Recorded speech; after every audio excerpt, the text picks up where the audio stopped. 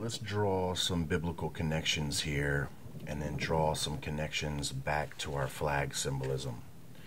All right.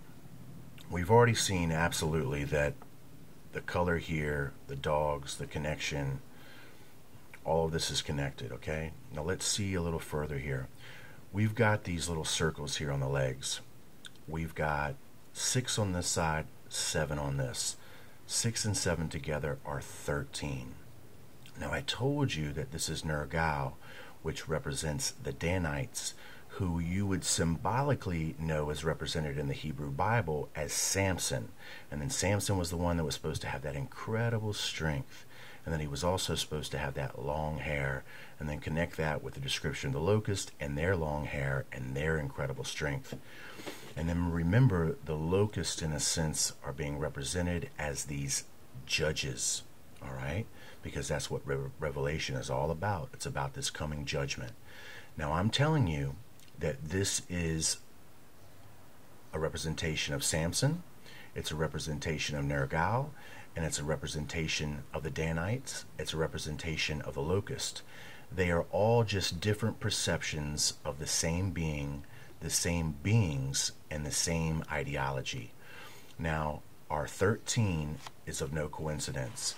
You all know that there are 13 stripes, which they would have you believe represents the original 13 colonies.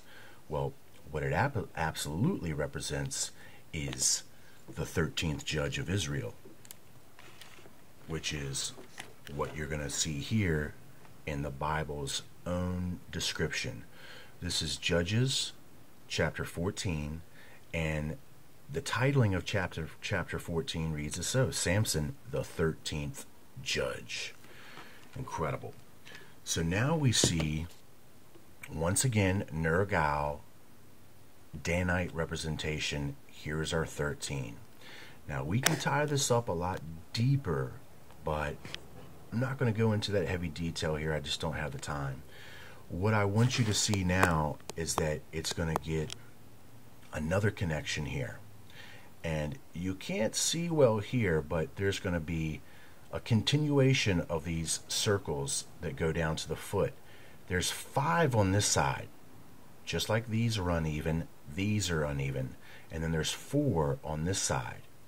So if we were to continue to add these up, we have 13 at the legs, but we add these up together, we're going to get 11 on this side and 11 on the other. Now that's going to connect back to the Ouroboros. It's going to connect back to December 21st, 2012, which many of you are connecting to the ending of the Mayan calendar. That is a part, but it's more a part of the distraction than the actual revelation of true truth. What we're seeing here now is him being represented as the 13th judge, this coming judgment that's talked about in Revelation, and then now we see 11:11,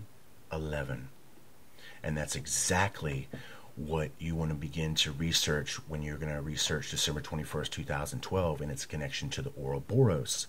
And you're going to find out that at exactly 11:11 universal time is when we have this symbolic timing, or the symbolic designated timing of the shift. And that is at exactly 11:11. And then once again, this is by no accident, 11:11 and 13, which this 11:11 is going to connect us to Samson's riddle here.